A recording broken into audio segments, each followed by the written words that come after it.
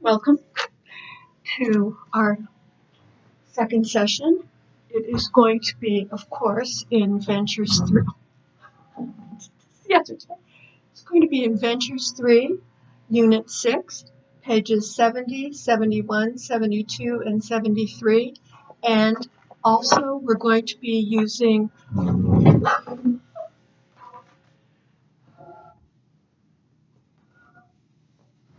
okay, hilarious.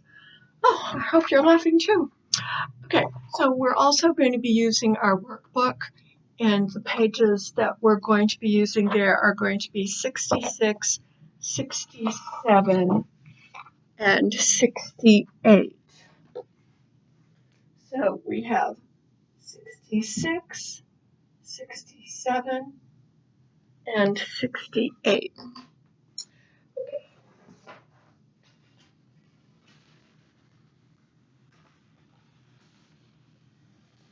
First, we're going to use our student book, please, and open to page 70. And before we do, what I would like to do is go over the vocabulary that we're going to be using in this lesson. The first word is going to be convenient. So what I would like you to do is repeat after me, please. And remember, all of this is out loud. This is not in your mind. This is practicing out loud. The word is convenient. Good. Convenient. Making sure you're pushing out that last T sound. The next, devices. Good. The word is devices. The next, distracting. Distracting. So I'm pretty sure you know these. Distract. What does distract mean? That's right. To take away from focus. You are focusing and listening on something, and something catches your attention and pulls you away from what you're trying to focus on. Wonderful. The next one, electronic.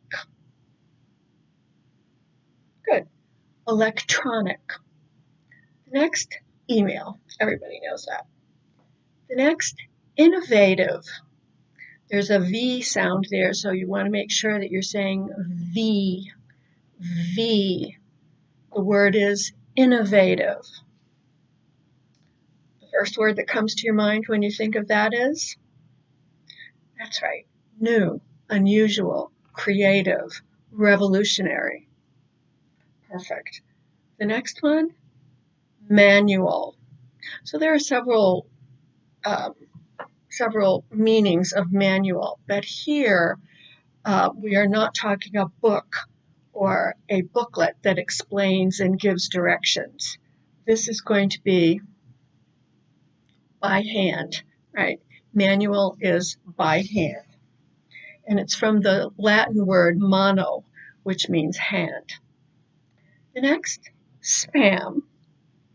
I know there are also several meanings for the word spam, especially in Asia. So the word spam is also a food product that comes in a can. I know that. And then this, of course, is relating to electronic devices and your computer. Spam. Negative or positive? That's right, negative. You don't want that in your computer. Next, technology. What is it? Technology. What does ology mean? It means the study of. Perfect. The study of technical information or devices. Next, text message. Be sure to push out the sound of the T here. What is it? Text. Good. Text message. The next, although. What is it? Although. So we're going to be using that in the grammar lesson, and the two words that I would like you to put together are although and known. This part of the sentence is something that you know that is true. And the other part is going to be the contrast for it. Okay, this word, because. What is it? Because. Okay, and we all know that's the reason for something. So here are the vocabulary words that we're going to use. So, as we did in our classroom, the first thing I would like you to do is look at this page, and when I call out the number, I want you to write down in your notebook the first words that come to your mind. Okay, picture number 1.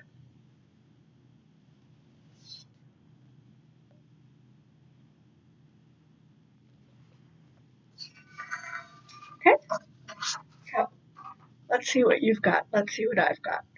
I've got reporter, suit and tie, raincoat. Did you get that one? Microphone, beard, mustache, city. Okay. Next picture.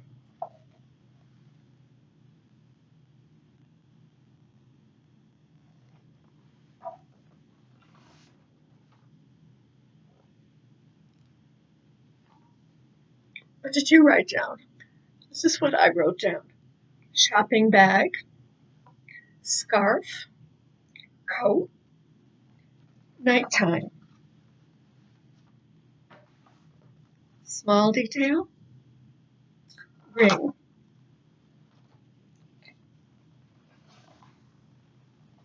Number 3. What words come to your mind when you see that?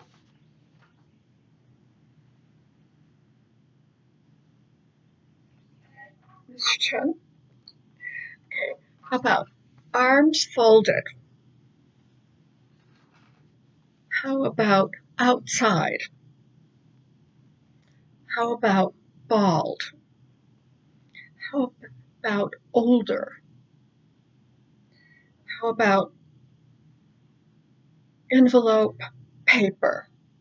And together they form a letter. Also, writing. I got any of those? Okay, perfect. Number 4.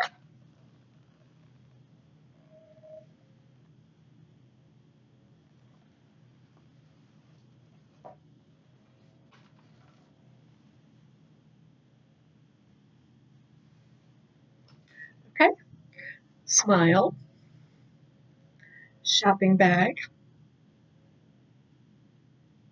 cell phone, necklace. How many people got this one? Wedding ring. The next, outside. Okay, perfect. Last picture.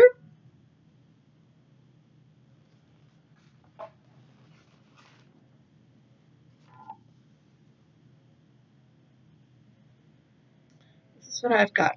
Compare it to what you've got.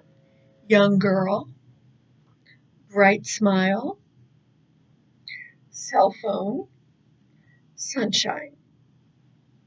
Wish I could see what you had. Okay, so these are the words that we created from the pictures. Let's listen to the story.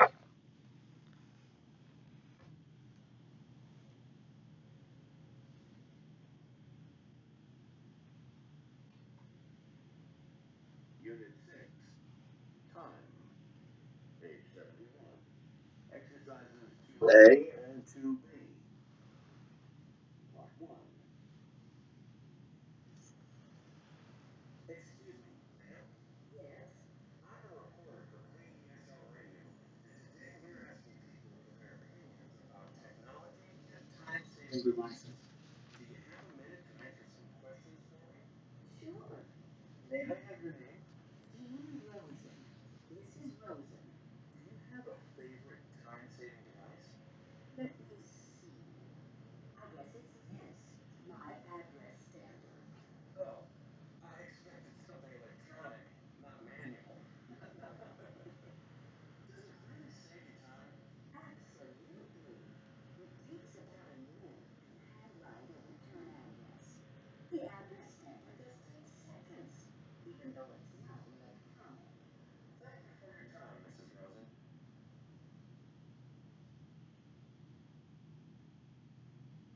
like two. Excuse me, sir. Do you have a minute? Well, I'm in a bit of a hurry. I'm a reporter for KESL Radio. I'm asking people for their opinions about how technology helps them save time. Technology? A time saver? I'm afraid you're talking to the wrong man. I'm not a fan of technology. Why is that? Well, take email, for example.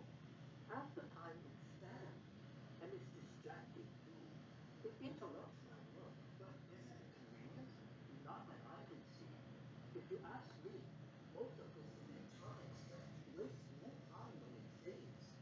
I still write letters by hand, although I have a perfectly good computer at home. I see.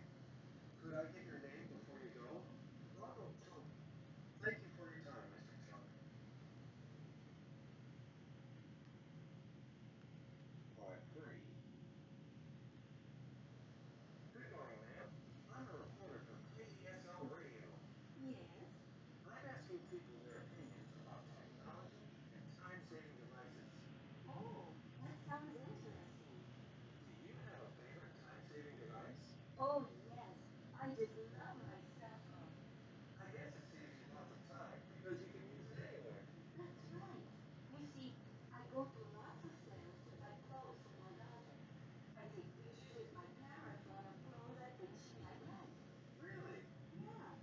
Then I send her the pictures while I'm still at the store. She sends me a text message back. It says buy or don't buy. Now that's innovative. Yeah. Not a bad idea, huh? I'm sure our listeners will enjoy hearing about such an unusual use. Happy to share. It really is a time saver, but not a money saver. I see what you mean. Oh, I didn't get your name. Patricia Morales. Well, thank you, Ms. Morales, for sharing your favorite time-saving device.